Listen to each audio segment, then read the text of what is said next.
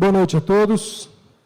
Antes de iniciarmos, eu gostaria de, primeiramente, saber se o companheiro Henrique Dias, do Centro Espírita Francisco Cândido Xavier, está presente. Ainda não chegou?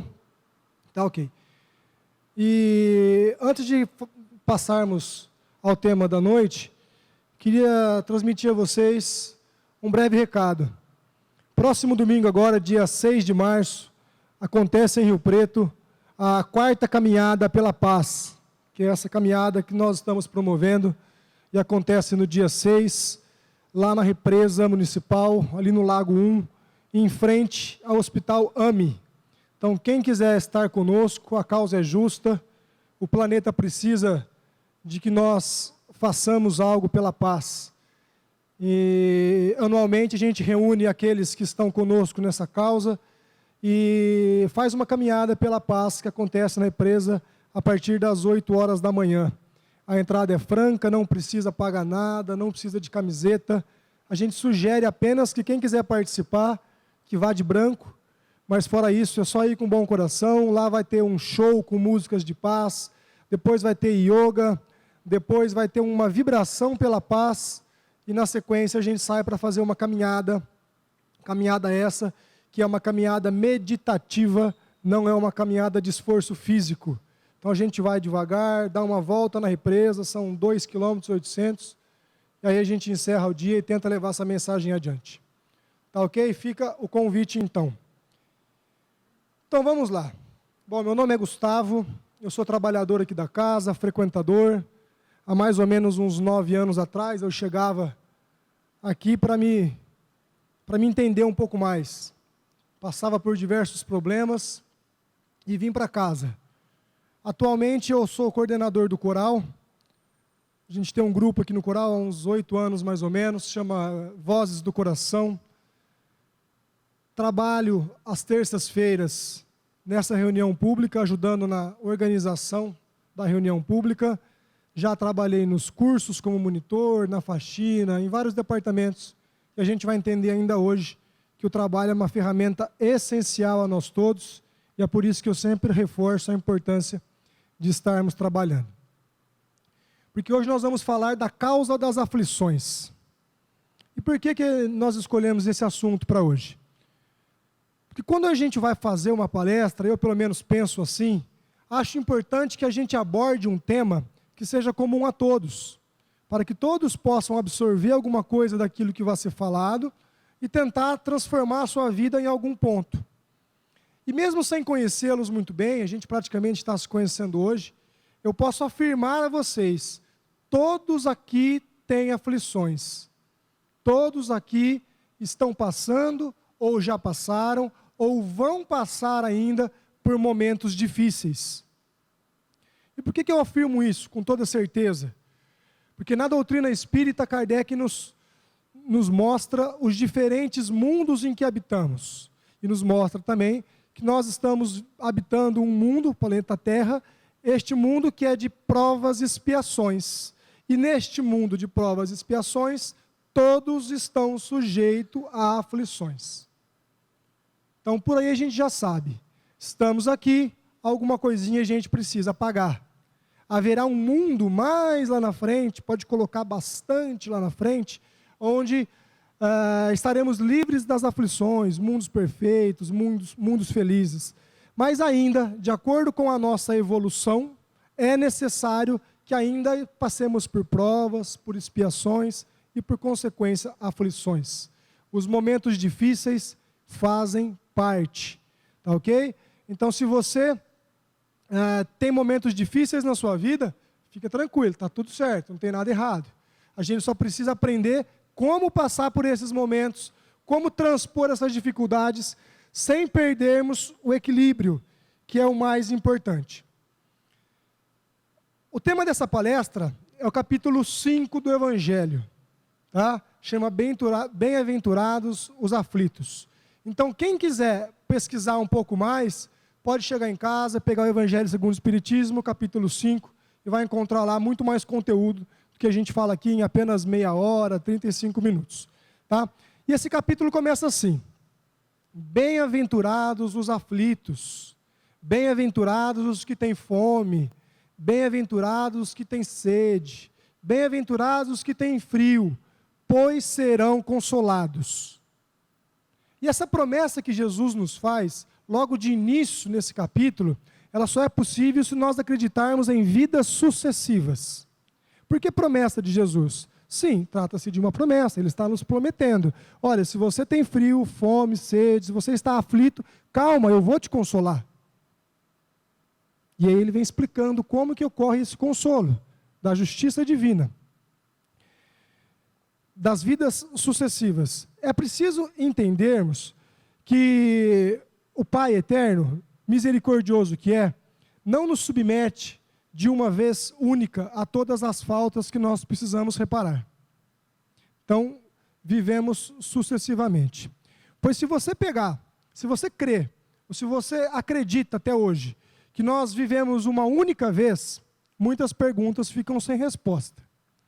Se você pegar do nascimento do nenê até a sepultura, o dia que desencarna, seja lá com quantos anos for, e tentar entender algumas injustiças da vida, vai faltar resposta. Como, por exemplo, por que uns nascem em berço de ouro, filho do príncipe Charles, lá na Inglaterra, e outros nascem na periferia, numa cidade do interior da Bahia? Onde está a justiça divina, que deu bastante posses materiais para um e nenhum para outro? Aquele que nasce sem as duas pernas, sem os dois braços, e aquele que nasce com a saúde perfeita. Aquele que vive 2, 3 anos e aquele que vive 80.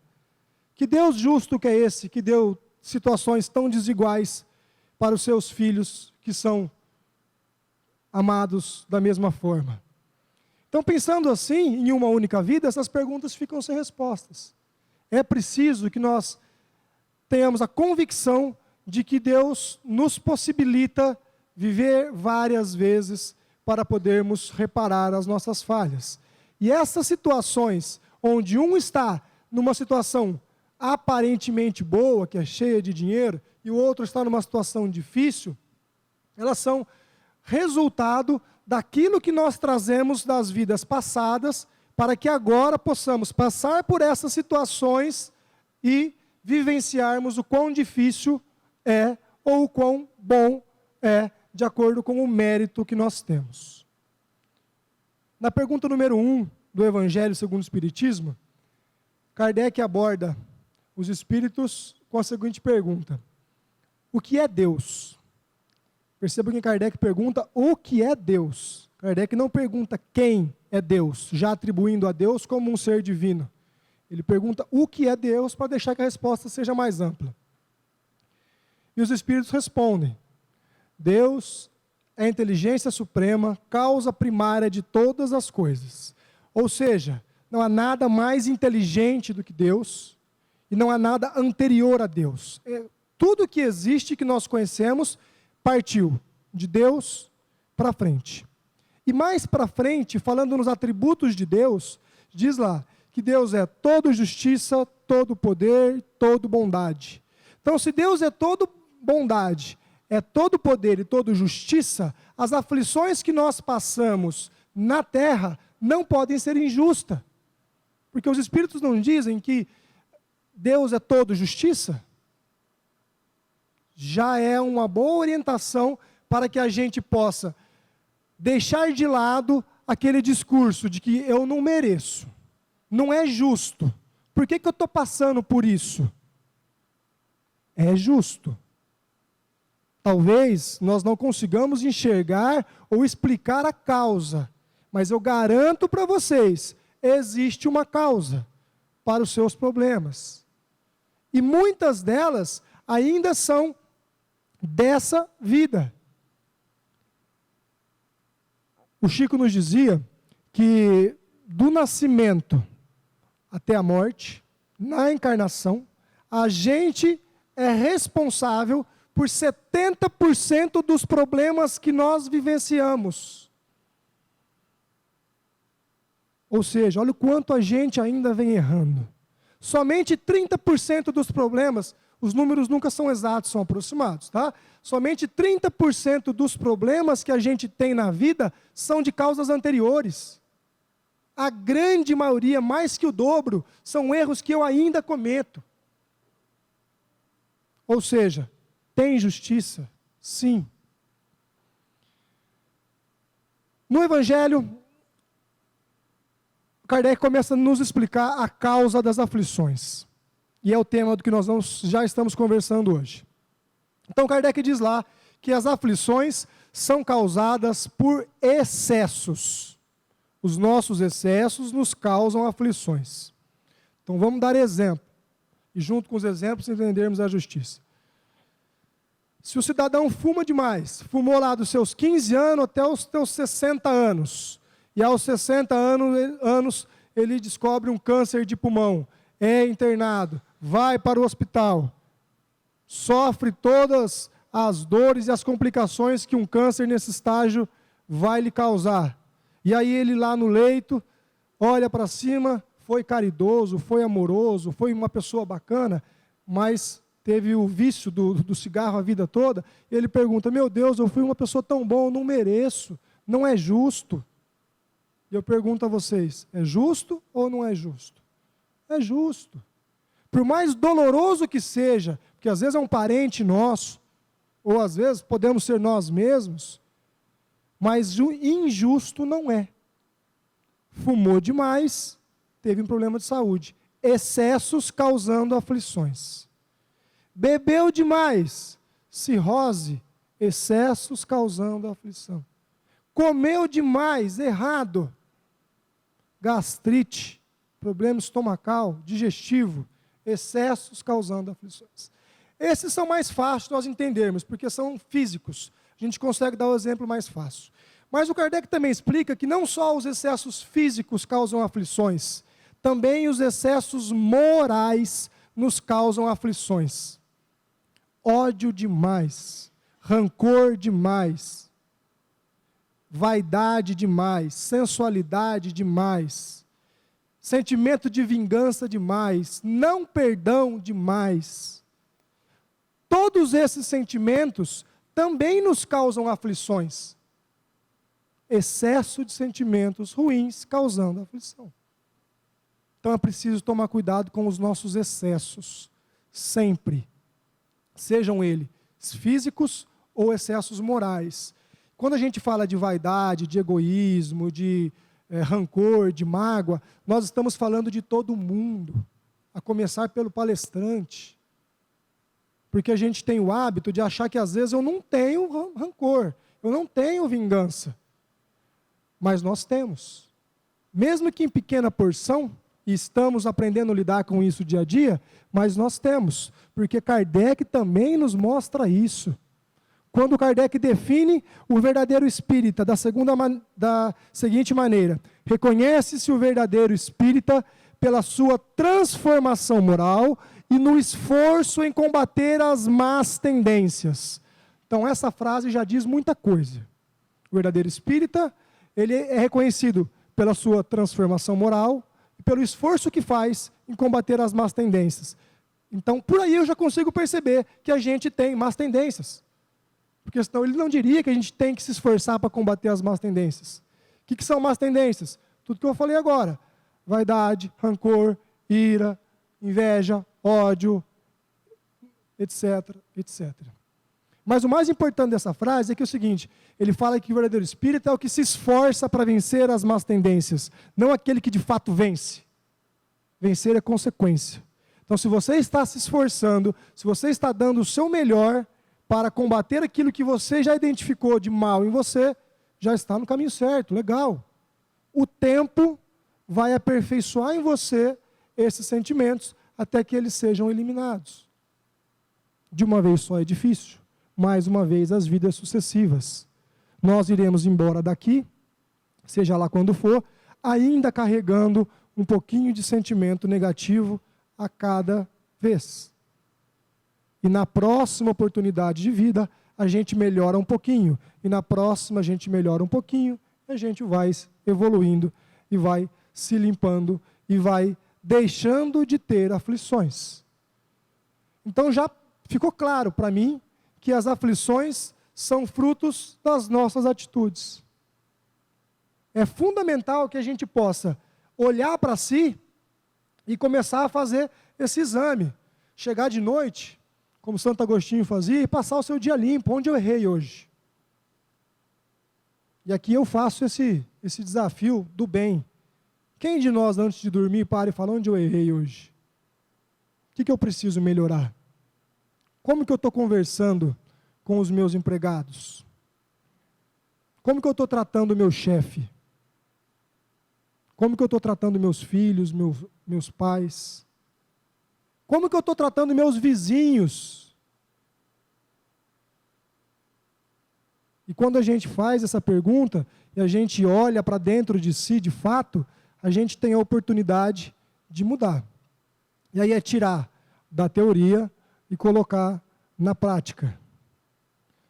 Na pergunta 919 do Livro dos Espíritos, Kardec aborda os espíritos com a seguinte pergunta. Não exatamente assim, mas a pergunta tem esse sentido, né? Como fazer para depurar os males que nós passamos? Como fazer para ter uma vida melhor, para ser uma pessoa do bem? E os espíritos respondem, conhece-te a ti mesmo. Ou seja, olha para dentro de você, vai se conhecer, você vai entender onde você está errando, e aí é só mudar. A causa das nossas aflições tem duas origens. Ou na vida atual, ou na vida passada. Então, como nós já dissemos, a vida atual, os nossos excessos causando aflições, e nas vidas passadas também. Porque muitas vezes aquilo que nós fazemos de mal, de ruim, de errado, vamos chamar assim, não de mal porque fica pesado, aquilo que nós fazemos de errado, não dá tempo de ser pago, entre aspas, aí, naquela vida. Então fica para a próxima encarnação. Ou às vezes, para outra ainda. Porque o Pai é tão misericordioso conosco, que Ele nos dá a oportunidade de pagar aos poucos. Se o plantio é opcional, a colheita é obrigatória. Vocês já ouviram essa frase? Então, quem plantou o mal, quem fez o mal ao seu próximo, quem não agiu bem, precisa ressarcir. Se der tempo nessa vida, ótimo. Às vezes não dá, depende da falta que cometeu. Às vezes fica para a próxima. Então, a necessidade da reencarnação, mais uma vez, aí presente na nossa crença.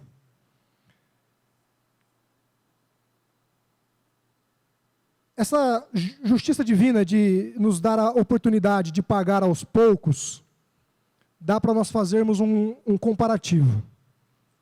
É mais ou menos como pagar a conta. Você vai lá na cidade, entra na Casas Bahia, compra um televisor, uma geladeira, um sofá. Casas Bahia, 24 parcelas, né? A grande propaganda deles é que eles parcelam em infinitas parcelas e você pode pagar aos pouquinhos. E todo santo mês você vai lá, pega o seu dinheirinho e paga a parcela. E mais um mês você pega o seu dinheirinho e paga a parcela. Quem gosta de pagar a conta? Ninguém. É chato pra caramba.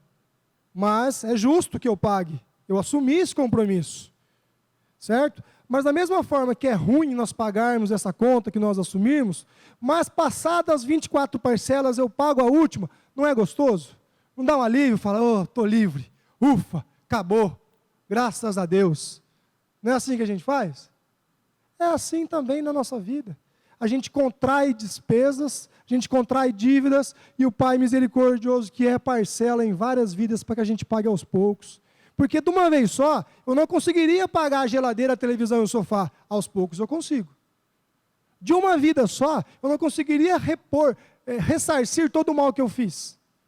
Então o Pai nos dá oportunidades em escalas para que a gente, fracionadas, para que a gente consiga pagar aos poucos. Isso é misericórdia do Pai. Isso é bondade. Ficaria pesado para que a gente pagasse tudo de uma vez só. Também no capítulo 4, um pouco mais à frente, Kardec faz um comparativo do trabalhador com a nova oportunidade que nós temos todos os dias. Kardec nos fala o seguinte: imaginemos um trabalhador que às 8 horas da manhã foi para o trabalho. Chegando no seu trabalho, ele sentou na sua mesa e ficou no Facebook, batendo papo com os amigos, até que o dia passasse. Vai no cafezinho, volta, conversa com o colega do lado, senta de novo, vai no banheiro, volta, e não produz nada. Apenas deixou passar o tempo para que fosse embora mais um dia de trabalho. Mas quando chega na sua casa, esse trabalhador põe a mão na consciência e diz: meu Deus, eu não fiz nada hoje, fiquei lá o dia inteiro, eu só enganei, não produzi, tive a oportunidade de fazer algo e não fiz. E Kardec compara esse trabalhador com a gente, que às vezes passa uma vida toda, chegamos lá com 75, 80 anos, colocamos a mão na consciência e dizemos para nós mesmos: meu Deus, eu não fiz nada, tive a oportunidade de fazer e não fiz. E agora? Para o trabalhador, tem a oportunidade do dia seguinte. Ele vai dormir, vai acordar, vai trabalhar e pode começar a fazer o que ele ainda não fez e recuperar o tempo perdido. Se nós fizermos esse exame de consciência só no final da vida,